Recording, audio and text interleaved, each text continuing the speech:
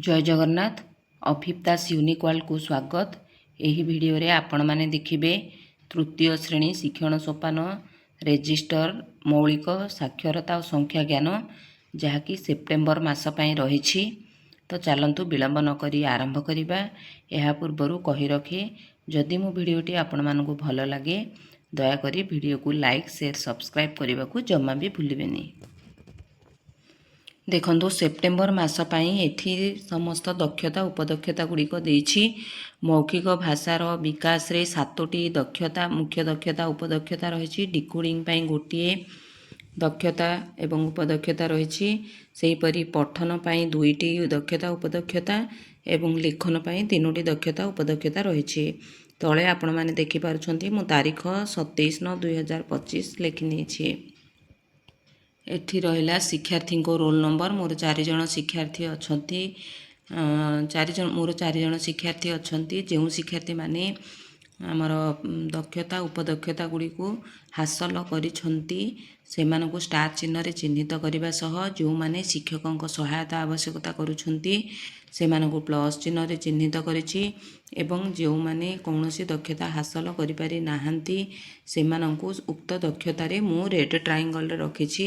एहीपरि भाबरे मु समस्त दक्षता उपदक्षता को प्रतीक रे चिन्हित कर देछि। एठी देखि पारुछंती संकलन रे रेड ट्रायंगल रे केते जण शिक्षार्थी रहिले, प्लस रे केते जण एवं स्टार रे केते जण शिक्षार्थी रहिले। एठी मु समस्त दक्षता उपदक्षतार चिन्हित कर देछि।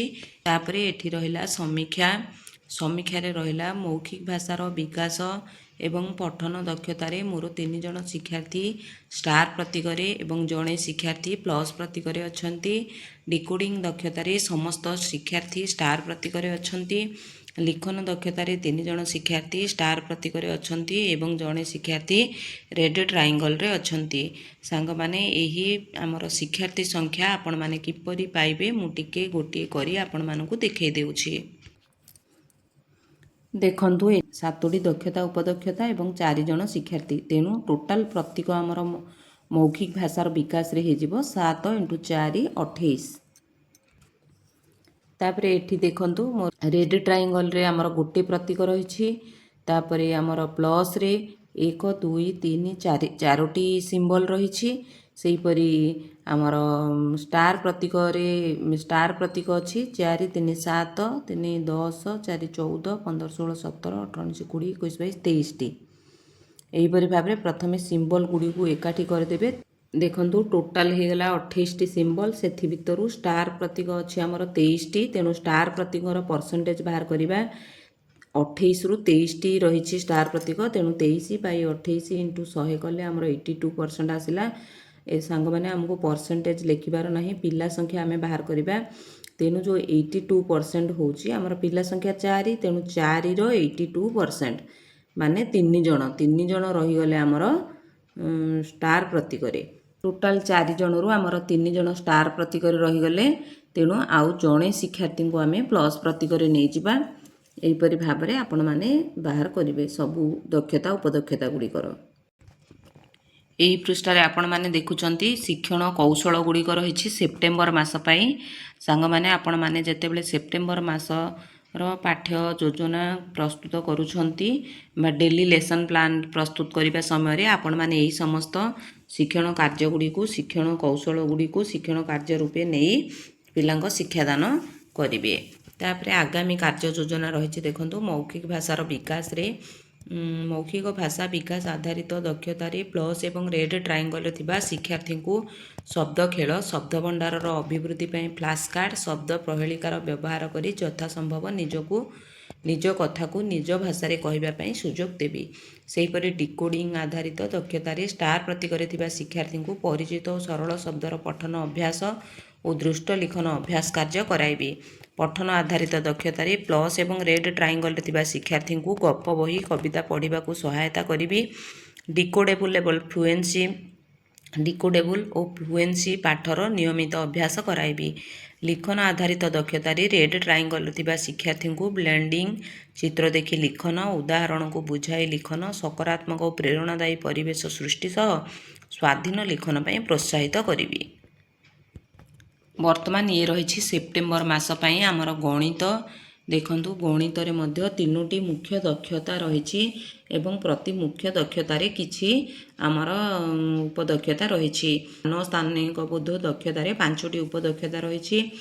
ସଂଖ୍ୟା ପରିଚୟ ଦକ୍ଷତାରେ 8ଟି ଉପଦକ୍ଷତା ଏବଂ ଆମର ସଂଖ୍ୟା ଓ ସାଂଖ୍ୟିକ ପ୍ରକ୍ରିୟାରେ 11ଟି ଉପଦକ୍ଷତା ରହିଛି। ସାଙ୍ଗମାନେ ସେପ୍ଟେମ୍ବର ମାସ ପାଇଁ ଆମର ଏହି ସଂଖ୍ୟା ଓ ସାଂଖ୍ୟିକ ପ୍ରକ୍ରିୟାର 6ରୁ 11 ନମ୍ବର ଯେଉଁ ହାଇଲାଇଟ୍ ହୋଇଛି ସେଗୁଡ଼ିକ ରହିଛି ସେପ୍ଟେମ୍ବର ମାସର ଆମର ମାସିକ ପାଠ୍ୟ ଖସଡ଼ାରେ।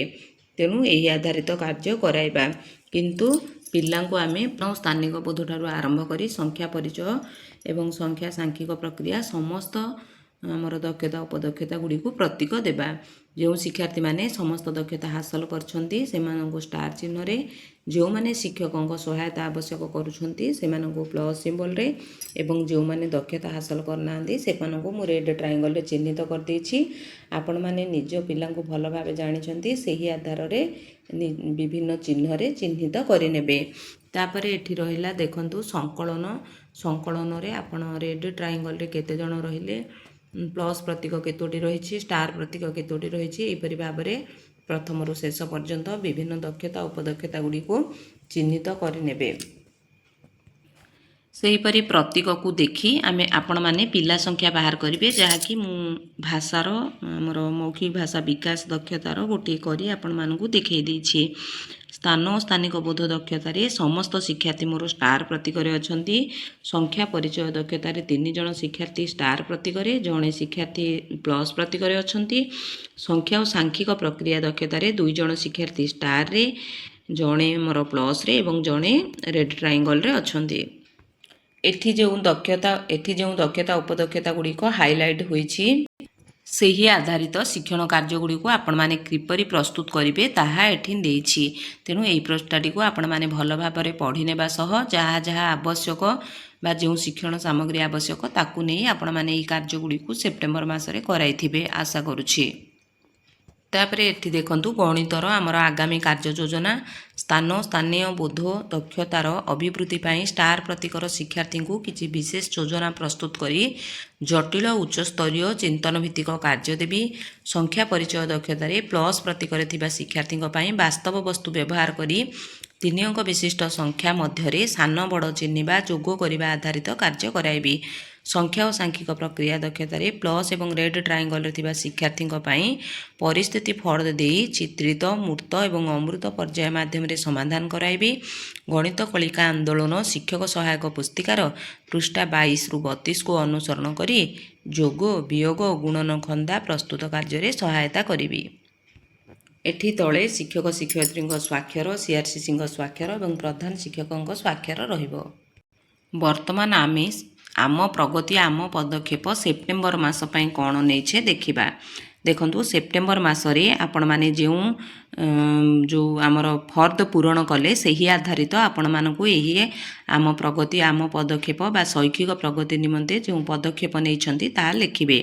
ଭାଷା ଜ୍ଞାନ ନିମନ୍ତେ ପ୍ରହେଳିକାର ବ୍ୟବହାର, ଦୃଷ୍ଟ ଲିଖନ, ଫ୍ଲୁଏନ୍ସି ଟେଷ୍ଟ ସହ ସ୍ୱାଧୀନ ଲିଖନ ଆଧାରିତ କାର୍ଯ୍ୟ କରାଇବି। ସଂଖ୍ୟା ଜ୍ଞାନ ନିମନ୍ତେ ପ୍ରଚୁର ମାତ୍ରାରେ ବାସ୍ତବ ବସ୍ତୁର ବ୍ୟବହାର ସହ ଯୋଗ ବିୟୋଗ ଗୁଣନ ଖନ୍ଦା ଆଧାରିତ କାର୍ଯ୍ୟ କରାଇବି। ତେଣୁ ଆପଣମାନେ ଦେଖୁଥିଲେ ସେପ୍ଟେମ୍ବର ମାସ ପାଇଁ ଆମର ଭାଷା ଏବଂ ଗଣିତର ସମୀକ୍ଷା ଏବଂ ଆଗାମୀ କାର୍ଯ୍ୟ ଯୋଜନା କ'ଣ ଆମେ ନେଲେ। ଆଶା କରୁଛି ଭିଡ଼ିଓଟି ନିଶ୍ଚୟ ଭାବେ ଆପଣମାନଙ୍କୁ ସାହାଯ୍ୟ କରିବ। ଯଦି ମୋ ଭିଡ଼ିଓଟି ଆପଣମାନଙ୍କୁ ଭଲ ଲାଗେ ଦୟାକରି ଭିଡ଼ିଓକୁ ଲାଇକ୍ କରିବେ, ସେୟାର କରିବେ, ମତାମତ କମେଣ୍ଟ ମାଧ୍ୟମରେ ଦେବେ ଏବଂ ଯେଉଁ ବନ୍ଧୁମାନେ ମୋ ସହିତ ନୂଆ ଭାବେ ଯୋଡ଼ି ହେଉଛନ୍ତି ଅନୁରୋଧ ନିଶ୍ଚୟ ଭାବେ ସବସ୍କ୍ରାଇବ୍ କରିବେ। ରହୁଛି, ଧନ୍ୟବାଦ, ଜୟ ଜଗନ୍ନାଥ।